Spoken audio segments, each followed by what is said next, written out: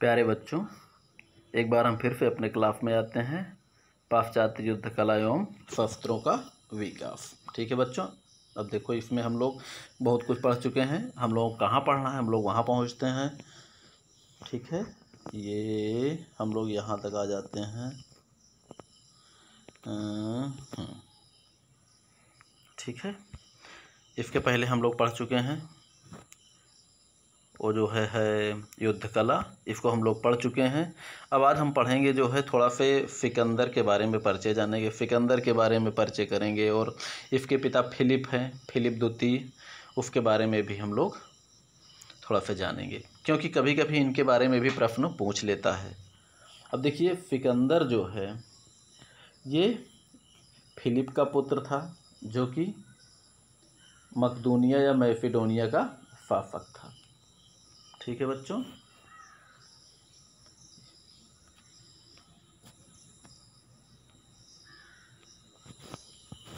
Philip ये अपने समय का एक अजेय शासक था, जो कि कभी नहीं हारा।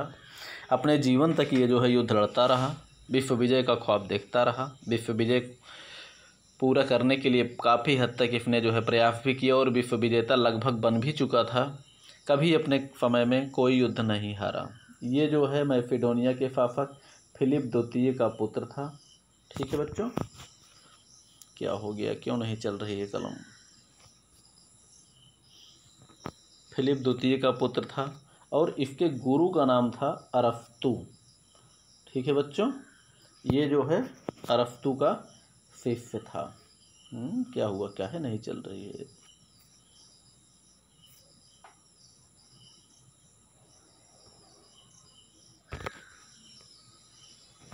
ये अरस्तु का शिष्य था। 16 वर्ष की आयु में इसने विश्व विजय के लिए अभियान प्रारंभ किया और बलिस्ता तथा कैटापुल्स नामक युद्ध यंत्रों का निर्माण भी इसी ने कराया। ये प्रश्न आप लोगों से पूछा जाता है। जैसे हमने कहा है आप लोगों से, एक एक प्रश्न, एक एक वाक्य, एक एक प्रश्न के बराबर है। और झेलम का युद्ध 326 ईसा पूर्व में इसने पोरस से मुकाबला किया था और इतिहास में इसने जो है पोरस को पराजित किया था। और इसी युद्ध में इसको जो है संभवतः हर युद्धों से भी अधिक जो है क्षति उठानी पड़ी थी और कभी किसी युद्ध में पराजित नहीं हुआ। ठीक है बच्चों, चलिए आगे बढ़ते हैं हम लोग। सिकंदर ने क्या क्या सुधार किए थे अपने जीवन में, आगे बढ़ते हैं।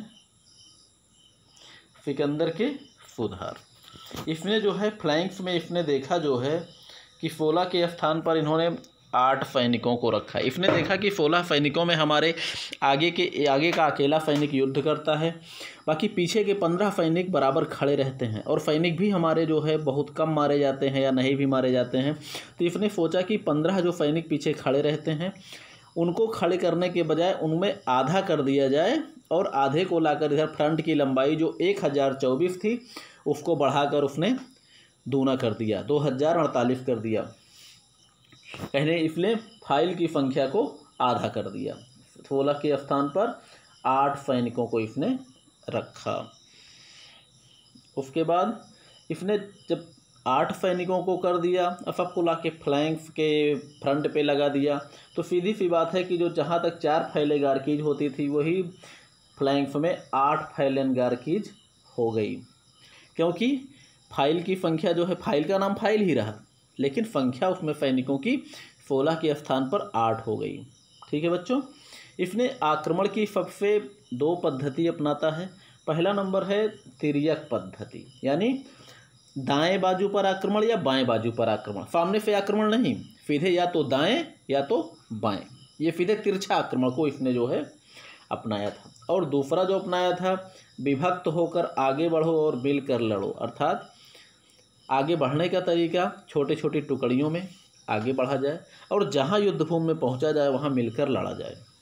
ठीक है, ये बेटा थोड़ा सा अंग्रेजी वर्ड है, इसको जो है होना चाहिए था मार्च डिवाइडेड एंड फाइट यूनाइटेड। ये थोड़ा सा दिक्कत कर दिया इसने, चूँकि हमने हिंदी में बदला तो, लेकिन जो है ये अंग्रेजी वर्ड है, अंग्रेजी से हिंदी में बदल के ये उल्टा हो गया। तो अंग्रेजी में इसको अगर आप लोग लिखना चाहें तो लिख लीजिए march divided and fight united. March divided and fight united, यानी डिवाइड होकर आगे बढ़ो और यूनाइटेड यानी संयुक्त होकर फाइट करो, युद्ध करो। ठीक है बच्चों, चलिए। और इसमें जो है बलिफ्ता और कैटापुल्फ नामक युद्ध यंत्रों का भी इसी ने निर्माण कराया था। और सेना के साथ इंजीनियर, पर्यवेक्षक तथा इतिहासकारों को भी रखने की प्रथा लागू की। इंजीनियर का मतलब होता है युद्ध यंत्रों में रिसर्च कार्य जो करें, अच्छे अच्छे युद्ध यंत्र बनाएं, आगे उसमें सुधार करें या फिर उसमें गड़बड़ी आ जाए तो बनाएं युद्ध यंत्रों को। पर्यवेक्षक युद्ध के मैदान का सर्वेक्षण करने के लिए। और इतिहासकारों का, इसलिए कि इतिहासकार जो होते हैं ये विजय गाथा लिखते हैं, इन्हीं के आधार पर आगे इतिहास लिखा जाता है। और इतिहासकार अगर नहीं होते तो संभवतः आज हम लोगों को किसी भी इतिहास का ज्ञान नहीं होता।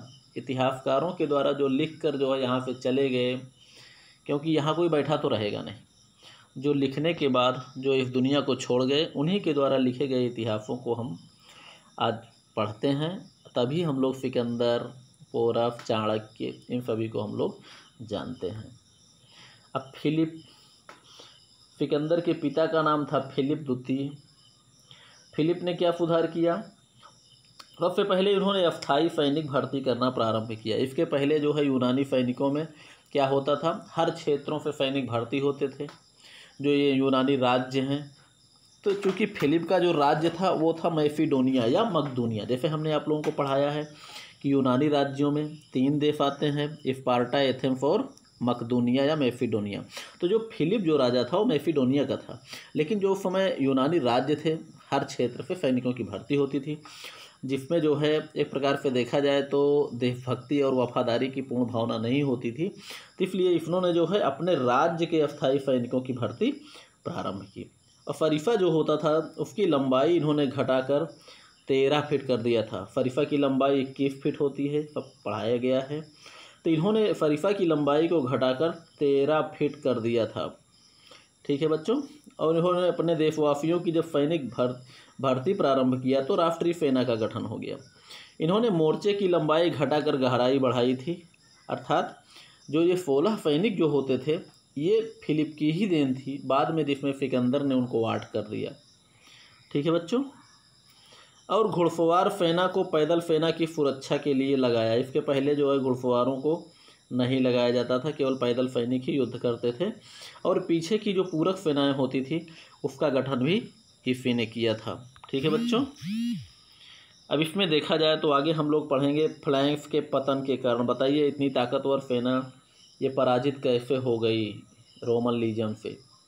तो इसके पतन में क्या क्या कारण बने। देखिए कोई सी भी चीज़ का जो निर्माता होता है जब तक वो जीवित रहता है तब तक उसमें संभवतः परिवर्तन वो कर सकता है, लेकिन जब वही नहीं रहता तो आने वाली पीढ़ियों में, आने वाले उनके जो है बच्चों में, जो भी उनके उत्तराधिकारी होते हैं, ज़रूरी नहीं है कि वो भी उतने ही विद्वान हों।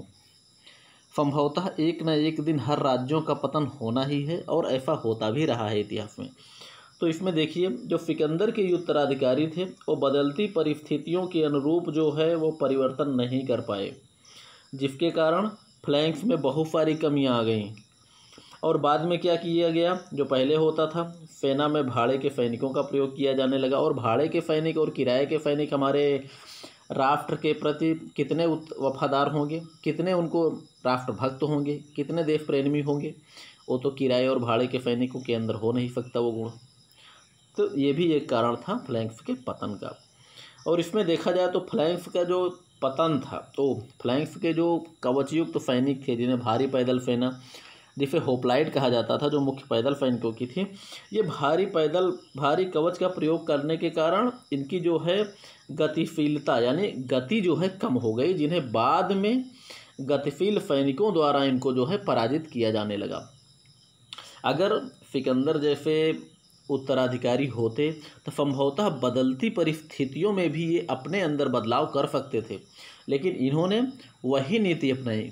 इसलिए बेटा कि ये ज़रूरी नहीं है कि जो हमारी आज की नीति है जिससे हम आज जो है हर स्थान पे विजयी होते रहे हैं, कल आने वाले समय में हमारी यही नीति उनके लिए भी काम करे, जरूरी नहीं है। हो सकता है हमारी जो है स्थिति को देखकर वो दूसरी रणनीति बनाया हमारे शत्रु ने और हमको पराजित करने लगे।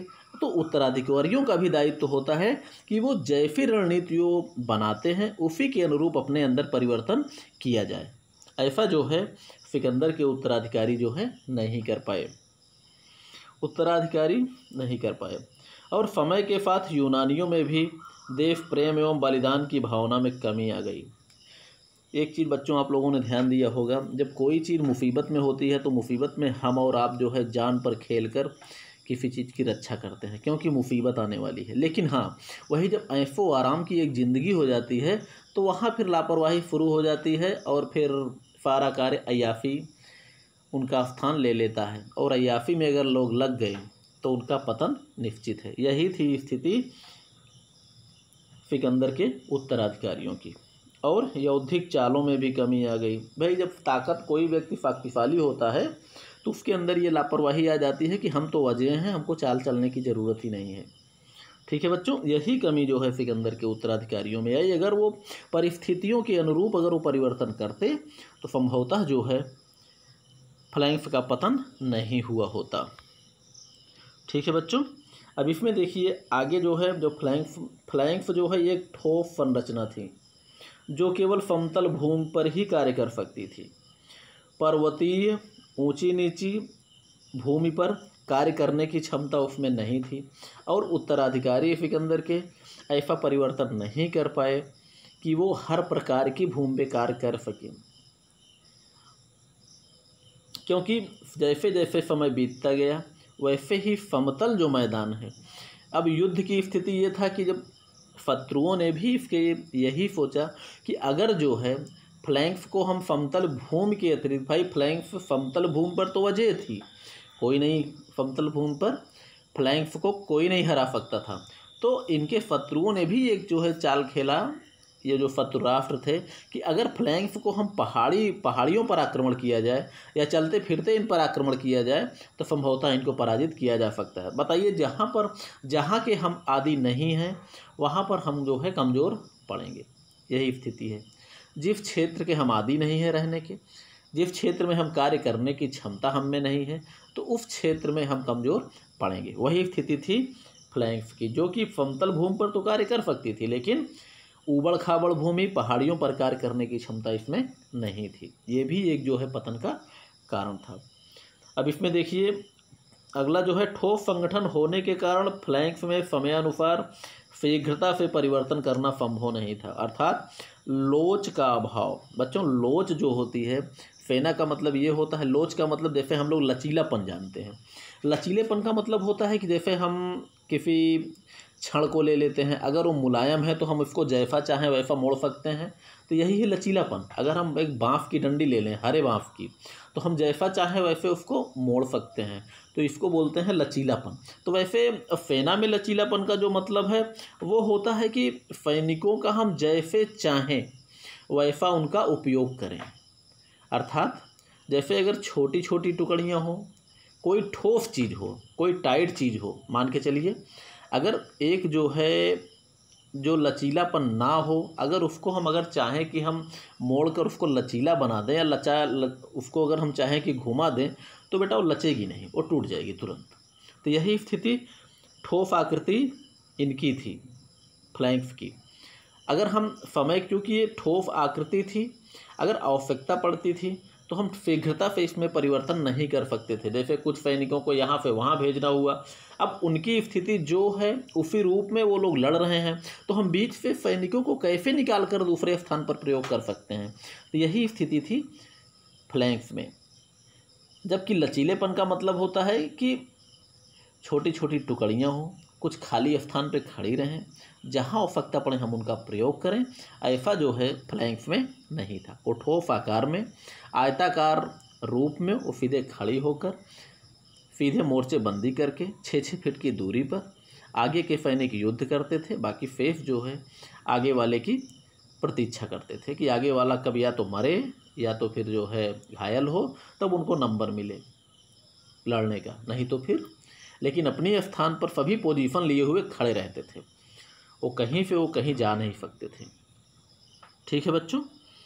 और इसमें एक कमी और भी थी कि जैसे हमने आपको बताया कि जितने सैनिक युद्ध करते थे उसके 15 गुना सैनिक खड़े रहते थे, यानी आगे का सैनिक युद्ध करता था तो पीछे के 15 सैनिक खड़े रहते थे। भले आगे के 5 सैनिक अलर्ट रहते थे, लेकिन फिर भी जो है पीछे के 10 सैनिक तो निश्चिंत होकर खड़े रहते थे, क्योंकि आगे के 5 सैनिक जब कुछ होगा और मरेंगे या घायल होंगे तभी 6वें का नंबर आएगा। और ऐसा संभव नहीं था तब, जब सिकंदर का समय था तब। ठीक है बच्चों, चलिए आगे देखते हैं हम लोग। ठीक है बच्चों, आज ये चैप्टर जो है यूनानी फ्लैंक्स आप लोगों का समाप्त हुआ। अब